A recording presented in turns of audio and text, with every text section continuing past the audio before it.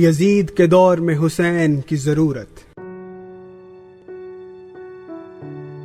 موت سے ایک لمحہ پہلے جب اس کی نیلی خشک اور سوجی ہوئی زبان منہ سے باہر لٹک رہی تھی، گردن کی ساری رگیں پھول کر رسیاں بن چکی تھیں، چہرے پر خون کے سانپ رینگ رہے تھے اور وحشی دیدے ابل کر پپوٹوں سے باہر جھانک رہے تھے، تو سانس کا ایک قطرہ پھٹے ہوئے پیٹ سے اٹھا اور مردہ رگوں میں بجلی کی طرح دوڑتا ہوا لہو سے بھری ناک میں آ کر ٹھہر گیا۔ اس نے دکھ میں لتھڑی ہوئی ہچکی لی اور جمشید کوارٹر کا وہ تھانہ اس کی بے نور پتلیوں پر ہمیشہ ہمیشہ کے لیے ضبط ہو گیا۔ روح نے ایک لمبی انگڑائی لی اور کچلے ہوئے وجود سے باہر آ کر اپنا آپ ٹٹولنے لگی۔ سامنے محرر کی کرسی کے بالکل اوپر بانی پاکستان کی تصویر آویزاں تھی۔ روح نے ہاتھ اٹھایا اور قائد کا دامن پکڑ کر بولی، نانا جی میرا کیا قصور تھا؟ میں تو گھر سے پراٹھے خریدنے نکلا تھا، مجھے کیا معلوم تھا آپ کی پولیس کے نزدیک پراٹھے خریدنے کی سزا موت ہوتی ہے۔ نانا جی انہوں نے مجھے بہت مارا، میری ٹانگیں ٹوٹ گئیں، میرے گردے ناکارہ ہو گئے، میری بینائی چلی گئی، میرا پیٹ پھٹ گیا اور میری ریڑھ کی ہڈی ٹکڑے ٹکڑے ہو گئی۔ نانا جی میں نے انہیں بار بار آپ کا واسطہ دیا، رو رو کر گڑ گڑا کر ان سے کہا، میں قائد اعظم کا پڑ نواسا ہوں، مجھ پر رحم کرو، لیکن نانا جی ان کے نزدیک تو آپ سے نسبت پراٹھے خریدنے سے بھی بڑا جرم تھا۔ اور جب یہ کٹی پھٹی اور کچلی لاش جہانگیر روڈ کی کچی آبادی کے مکان میں پہنچی تو قائد اعظم کی نواسی نے اس کا ماتھا چوم کر کہا، میرا سکندر تو نانا جی کی ہو بہو نقل تھا، ایک کو نکالو تو دوسرے کو چھپا لو۔ رات کو جب پورا شہر سو جاتا تھا تو میرا بیٹا بلب پر لفافہ چڑھا کر پڑھنے لگتا تھا۔ میں اس سے کہتی تھی، سکندر بیٹا سو جاؤ، رات بہت گزر چکی ہے، تو وہ کہتا، اماں اگر میں سو گیا تو قوم کو کون جگائے گا؟ ہائے میرا بچہ، قوم کو جگاتے جگاتے خود ہی سو گیا۔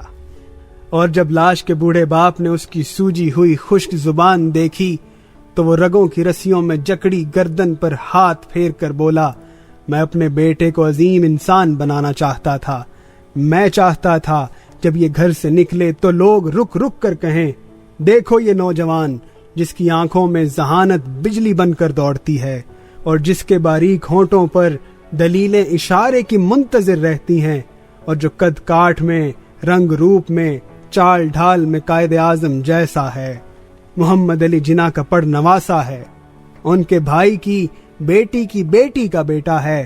ہاں میں چاہتا تھا میرا یہ بیٹا میری بجائے جناح خاندان کی نسبت سے پہچانا جائے، لہٰذا میں سردیوں کے یخ سویروں اور آگ برساتی گرم دوپہروں میں پیوند لگے کپڑوں میں پاؤں میں گھسی ہوئی ہوائی چپل پہن کر اس نامراد شہر میں پلاسٹک کے شاپنگ بیگ بیچتا رہا، لیکن اپنے اکلوتے بیٹے کو تعلیم دلاتا رہا کہ میں اس فراموش کردہ خاندان میں ایک اور قائد چاہتا تھا۔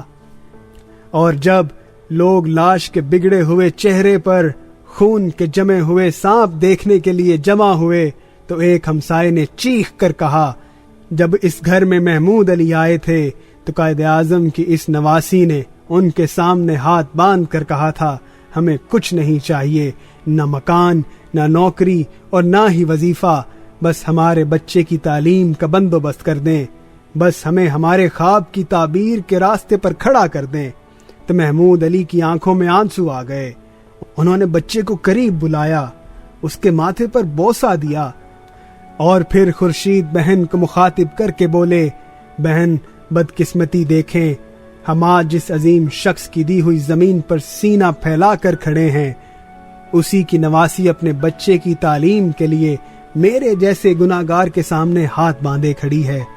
نہیں بہن، ہم لوگ اگر آپ لوگوں کے پاؤں دھو دھو کر پیتے رہیں تو بھی آپ کے خاندان کے احسانات کا بدلہ نہیں اتار سکتے۔ یہ بچہ ضرور پڑھے گا، ہر قیمت پر پڑھے گا۔ اس ملک پر اگر کسی بچے کا حق بنتا ہے تو وہ صرف یہی بچہ ہے۔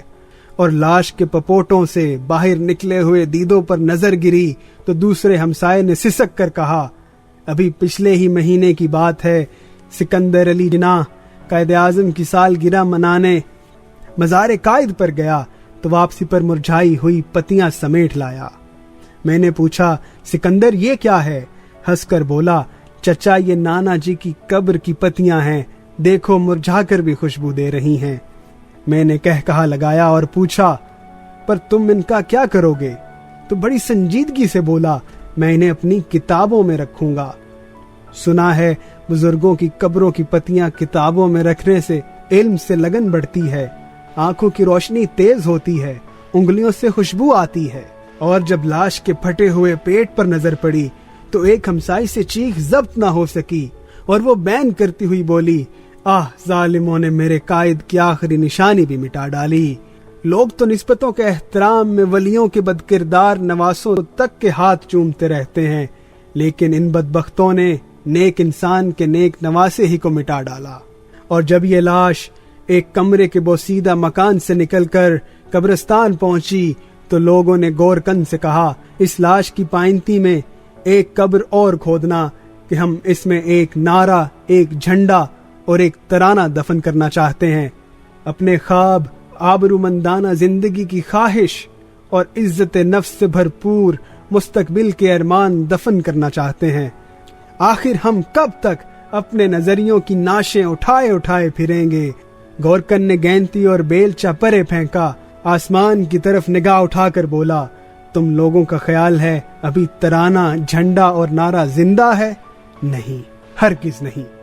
اس قبرستان کی ہر قبر کی پائنتی میں ایک اور قبر ہے جس میں سارے سنہرے خواب، ساری کھنکتی خواہشیں اور سارے چمکتے ارمان دفن ہیں۔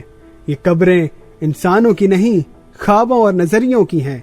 خدا کی قسم، اگر نظریے اور خواب زندہ ہوتے تو کیا سکندر علی جناح کی یہ لاش ہر ایک سے اپنا جرم پوچھتی پھرتی؟